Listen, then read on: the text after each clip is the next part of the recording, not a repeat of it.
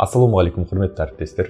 Егер YouTube'ды көптен бері бастаймын деген ой болса, онда артық дүниелерге басыңызды қатырмай, бірден бастаңыз. Менің есімім Санат, жалғыз жолаушы YouTube арнасының авторы әрі жүргізушісімін. Бүгін мен сіздерге өзімнің жеке тәжірибемен бөлісем. Көп ютуберлердің мынадай мәселесі бар. Олар 1000 подписчикті жинаған, 4000 сағатты орындаған, бірақ YouTube'ға монетизацияға тапсырыс бергенде одан отказ алады. Не үшін YouTube сізді монетизацияға жібермейді? Бүгін біз осы сұрақтың жауабын іздеп көреміз. Ең бірінші себеп сіздің 18 жасқа толмауыңыз. Егер сіз 18 жасқа толмаған болсаңыз, YouTube сізді жай ғана көрермен немесе креатор деп есептейді, одан кейін сіздің контентіңізге ақша төлемейді. Оның қандай шешімі бар? Ең бірінші, сіздің 18 жасқа толған әпкеңіз, ағаңыз немесе ата-анаңыз болса, солардың атынан аккаунт ашып, ары қарай өзіңіздің дүниеңізбен айналыса берсеңіз болады. Міндетті түрде сіз одан табыс табасыз. Ал екінші мәселе, бұл тіркелген елге байланысты.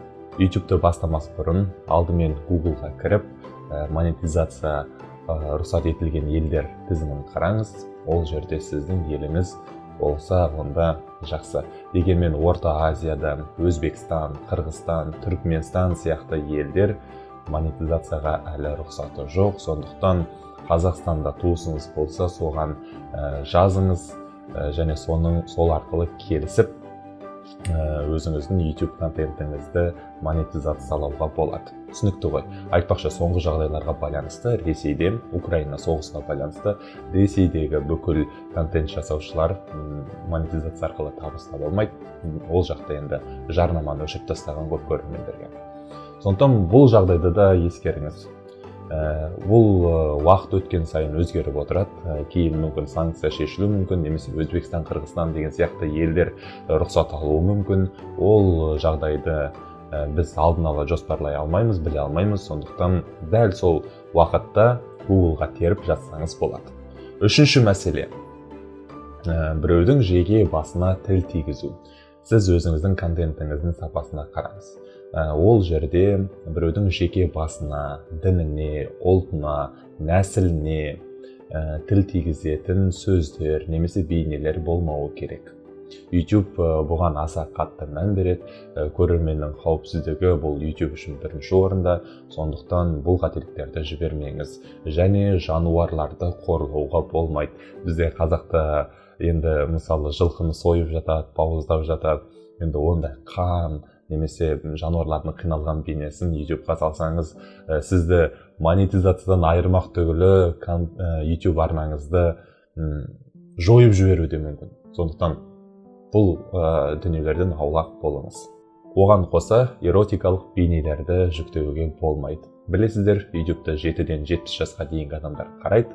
Мұны да ескергеніңіз дұрыс. Маған бір адам жазды, ол айтады, менде 1000 подписчик жиналды, 4000 сағат орындалды, монетизацияға тапсырыс бердім, бірақ мен неге YouTube маған ақша жібермейді дейді. Мен оның YouTube арнасын қарап көріп едім, сөйтсем, ол фильмдерден үзінділерді салады екен. Оның оқырман саны 45 мыңнан асып кеткен, қаралым саны да өте көп, бірақ YouTube оған ақша төлемейді. Неге? Өйткені авторлық құқық деген бар. Авторлық құқыққа сіздің біреудің материалын алып жүктей берсеңіз, енді ол авторлық құқыққа мүлдем қарама-қайшы. Мұны да сақтаған дұрыс. Қазір енді көп адамдар мысалы TikTok-тан, Instagram-нан таралған бейнелерді YouTube Shorts-қа салып отырады ғой. Бұл да сізді табысқа шығармайды. Сондықтан достар, егер пайда табамын, егер жасаймын десеңіздер, Құдай үшін өздеріңіз түсірген бейнені, өздеріңіз дыбыстаған бейнені жүктеңіз.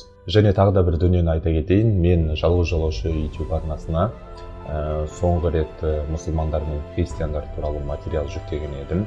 Бірақ екі бірдей эффектіні байқадым. Біріншіден, менің бейнем бұрынғы сияқты көп таралған жоқ. Өйткені мұсылман дінге, ұлтқа, нәсілге келген кезде YouTube қатты бір тексеріспен қарайды. сіздің бейнеңізді көп адамға шығаруға енді алгоритм рұқсат бермеуі мүмкін. Сондықтан бұл жағдайға келсеңіздер де өте сақтықпен қараңыз. Небәрі 30 000 қаралым жинады 2 күнде.